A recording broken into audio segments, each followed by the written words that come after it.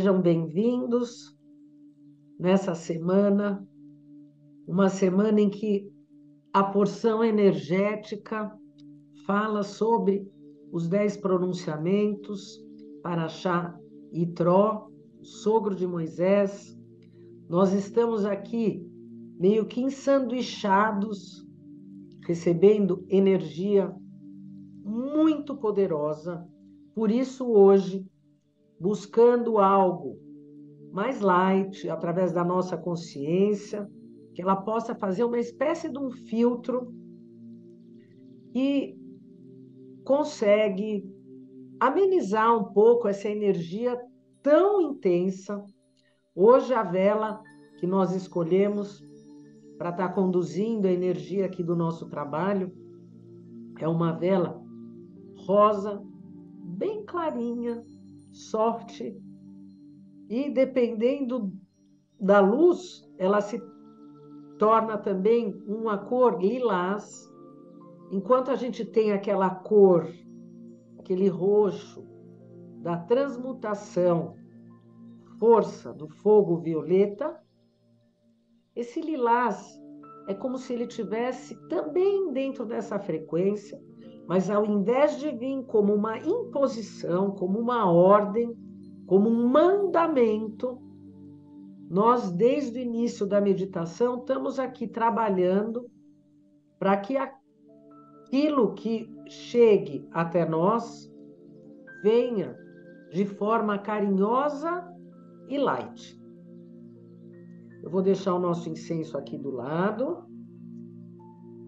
A nossa vela, ela está aqui como que iluminando e dando força para a sequência sagrada dos 72 nomes, que é a mente sobre matéria.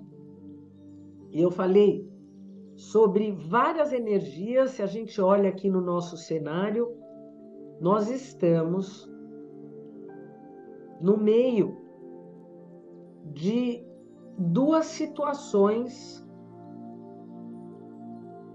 Quando a gente pensa em Torá, em Bíblia, quem sabe existem aqueles pontos, os mais importantes, os mais valorizados, os mais falados, os mais famosos, aqueles que vão ter mais visualização. Se a gente está aqui no século XXI e nós estamos falando sobre as redes sociais, talvez estes momentos sejam os momentos em que mais visualização e procura vai ter.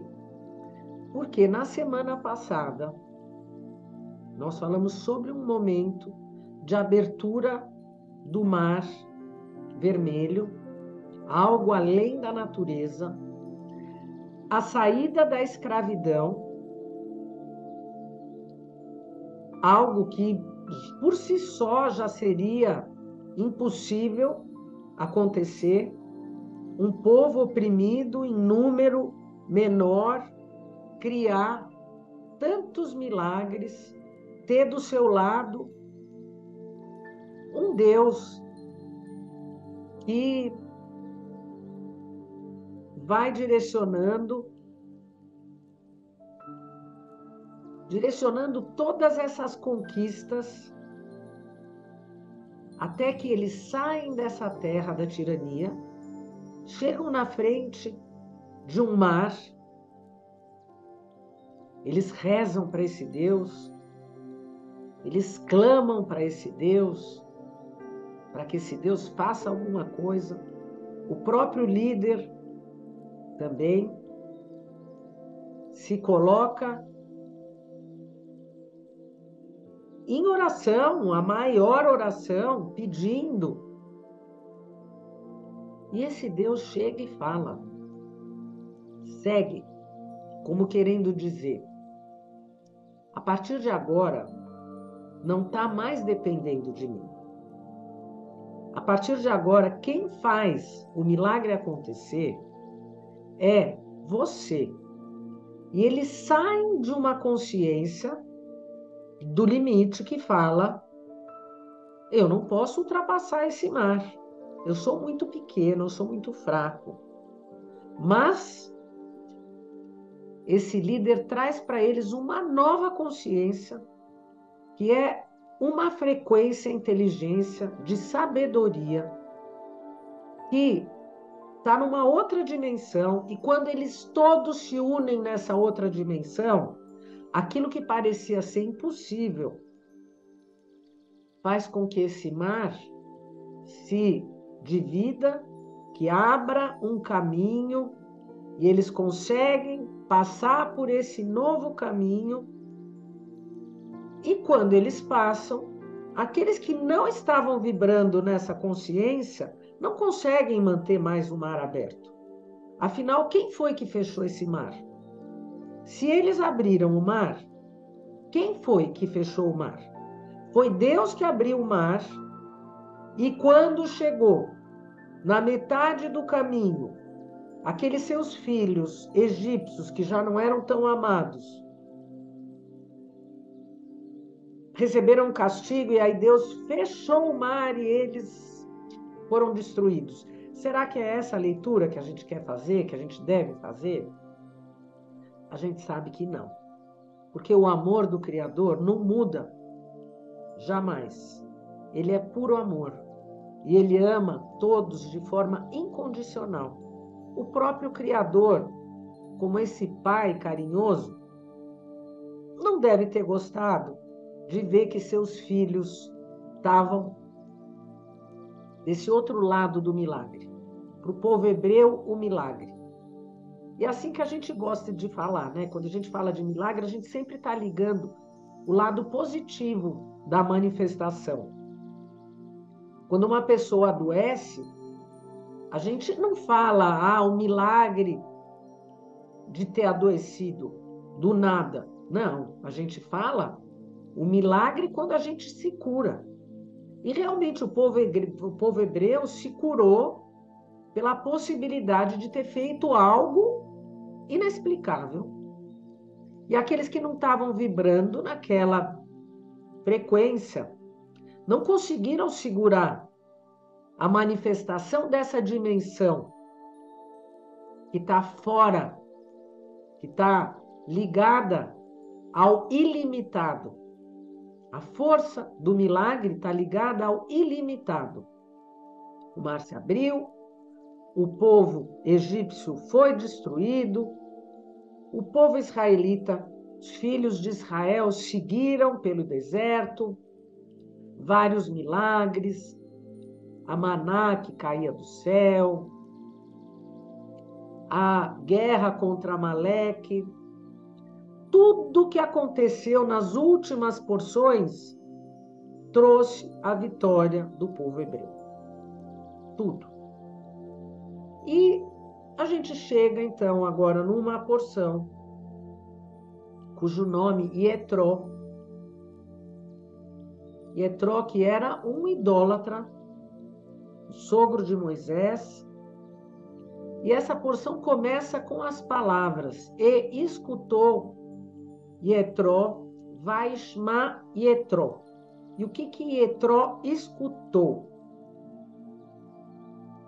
É como se nessa porção a gente tivesse uma divisão de história. Como se existissem aqui duas histórias em uma única história. E quando a gente está fazendo a leitura com o olhar cabalístico, nós queremos ir além, e para ir além, a gente tem que fazer aqueles questionamentos. Por quê que tudo está se apresentando dessa forma? Simplesmente levar pelas palavras de forma literal, o resultado já não é tão positivo. Por isso existem tantas guerras no nosso mundo, infelizmente. Porque as pessoas leem a Bíblia e acham que essas palavras, de forma literal, são as verdades absolutas. E isso tem tudo a ver com essa porção. Tem tudo a ver com os 10 pronunciamentos, tem tudo a ver com 10 mandamentos. Mas vamos voltar para o início. O que é que Ietró escutou? Vamos lembrar aqui Moisés fugiu do Egito e foi para a terra de Midian. Lá ele ficou escondido, porque ele havia matado aquele egípcio que estava batendo num israelita, e através de um nome sagrado, ele esvazia a energia negativa daquele egípcio. O fato é que na hora que ele foi esvaziado, não sobrou nada dentro dele, então ele morreu. Realmente é como se ele tivesse... Ele ficou vazio, um corpo vazio, e ele morre. Então, Moshe tem que fugir, e na terra de Midian, ele vai conhecer a sua esposa, Séfora, que era uma pastora também, que cuidava, e ele fica ali naquela terra, e num momento ele encontra a sarça ardente, ele tem que, de acordo com o pedido do Criador, retornar ao Egito, e toda aquela epopeia acontece, dele negociando com o faraó, ele negociando com o povo hebreu, as pragas, a saída, os milagres. E enquanto tudo isso acontece, a sua esposa Séfora, até como uma forma de proteção dela e de seus filhos, ela fica na terra de Midian, na casa do seu pai, Jetro. O fato é que Jetro era um dos líderes que foram consultados pelo faraó lá no início, quando o faraó pergunta: afinal, eu devo liberar o povo hebreu? O que eu faço? Ele tinha um conselho de líderes. Vamos lembrar, são as nações, e cada nação tinha um líder, e Jetro era um grande líder, ele que era grande conhecedor de todas as religiões, era considerado um grande mestre, idólatra, sim, idólatra. E ele disse para o faraó para deixar o povo hebreu seguir, para liberar o povo hebreu. Mas Balaão, que também foi consultado, diz para o faraó para que ele não libere. O fato é que, no fundo, o faraó não queria liberar. Por que é que ele iria escutar Jetro, se ele tinha dentro dele uma voz que dizia: segura?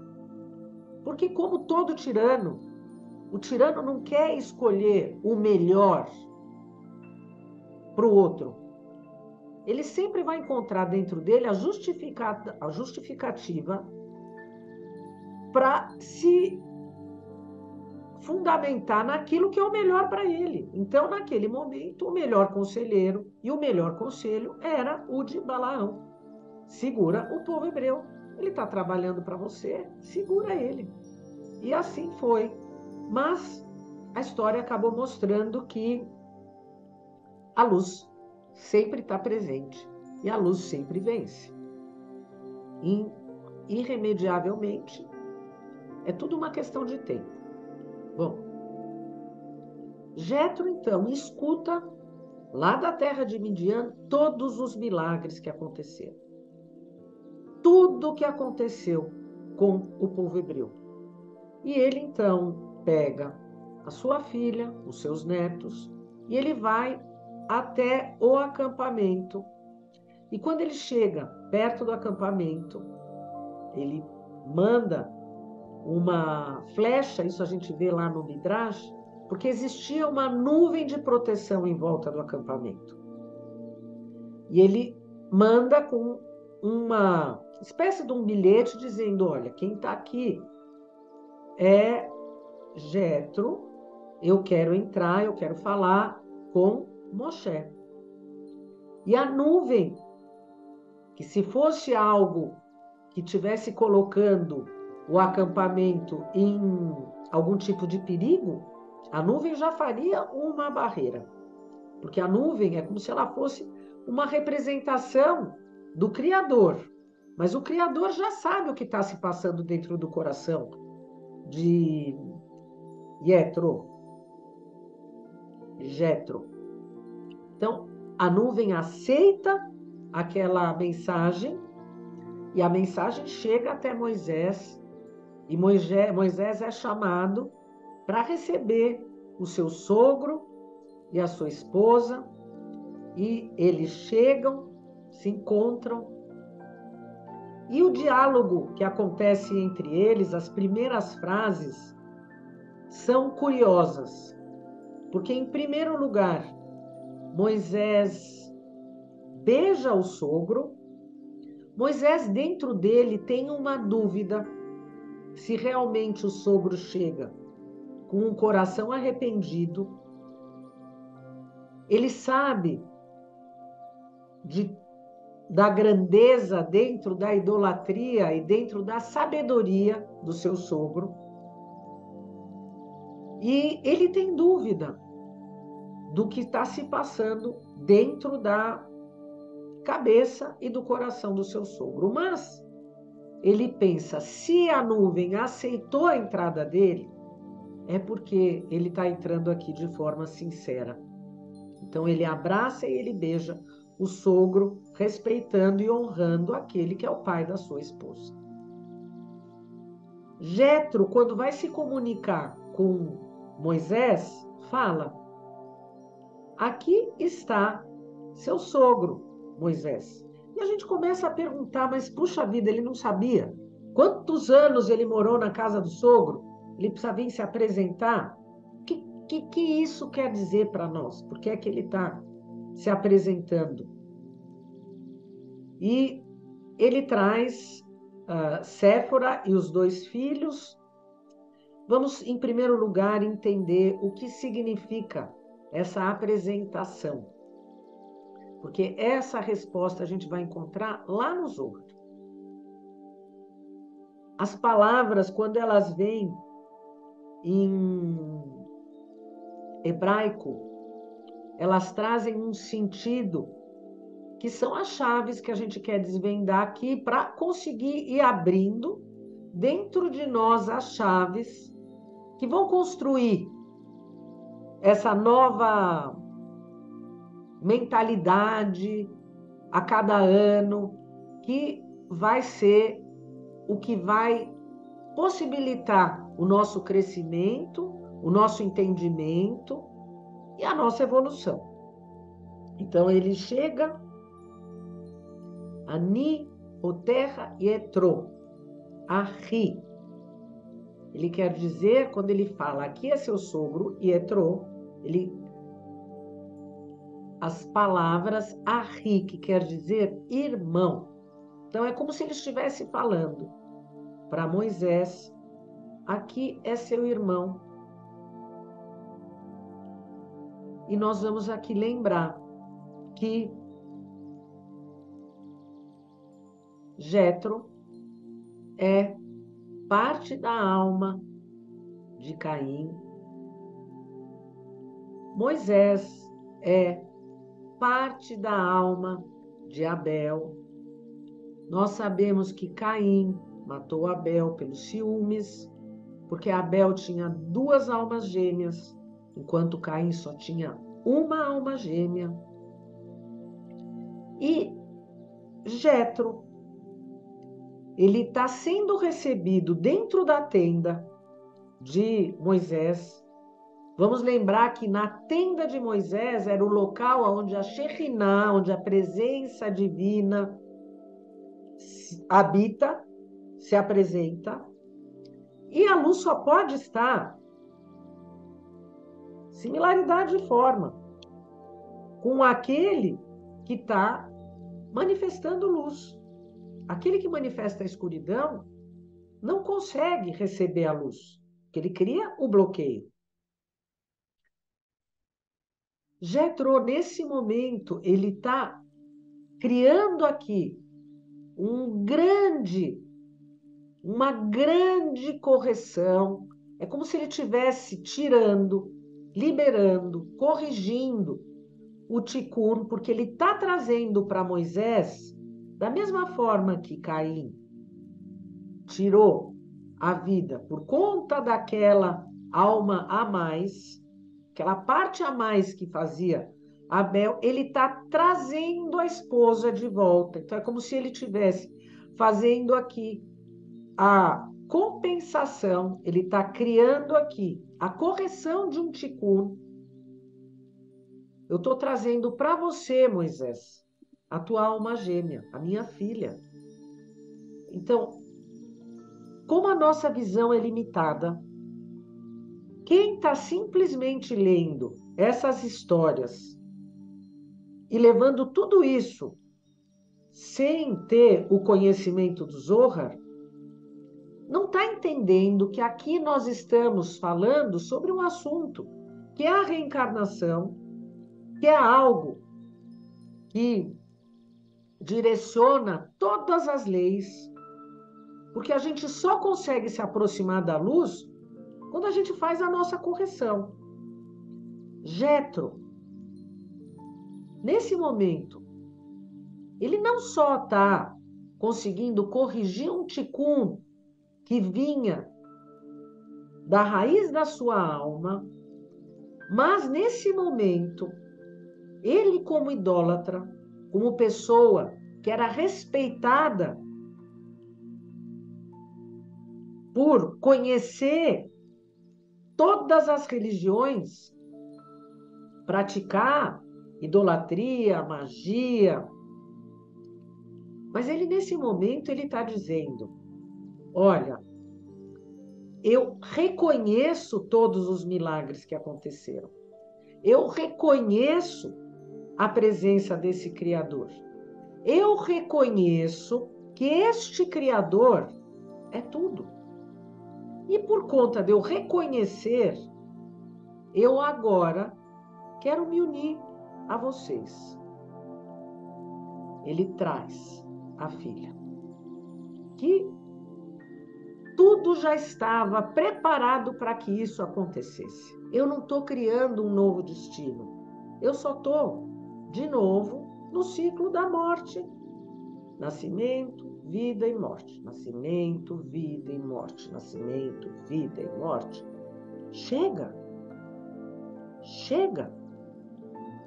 Os 72 nomes, os meus 72 nomes. Quem entrou dentro daquela consciência não precisaria, quem se manteve, não precisaria de nenhum mandamento. A consciência elevada, por si só, já modifica a ação. Eu não preciso que ninguém diga para mim que se eu colocar o dedo na tomada eu vou me queimar, porque eu já sei. Os 10 pronunciamentos é só o efeito do erro, da queda, da minha fraqueza. A causa de tudo são os 72 nomes. É a consciência elevada que eu quero alcançar. E essa porção tem o nome de Jetro, de Yetro, porque ele está mostrando que até a criatura mais elevada na idolatria consegue seguir. Amar ao próximo como a ti mesmo. Quantas vezes, quantas histórias, dentro da Torá, dentro dos sábios, Jesus falando, qual é o resumo de absolutamente tudo? Não fazer ao outro aquilo que você não quer que faça para você. Esse é o único mandamento. Essa é a única forma de ser. Essa é a única forma de viver. Esse é o resumo da nossa jornada. E a nossa lógica física diz para nós, Isso não é possível. E aí a gente continua seguindo as ovelhinhas que estão seguindo o caminho da morte, querendo, para ter mais sossego, receber a ordem. Olha, não vai para a direita, olha, não vai para a esquerda. Olha, não faz assim, olha, não faz assado. Pode ser. A questão é que o ideal é sim ir para a direita, ou é sim ir para a esquerda. Pelo amor de Deus, eu também não estou falando de política. Dá até medo hoje em dia falar isso. Pode ser que o caminho seja o caminho A. Faça o caminho A. Mas eu estou sendo responsável. Eu não esqueci do meu livre-arbítrio.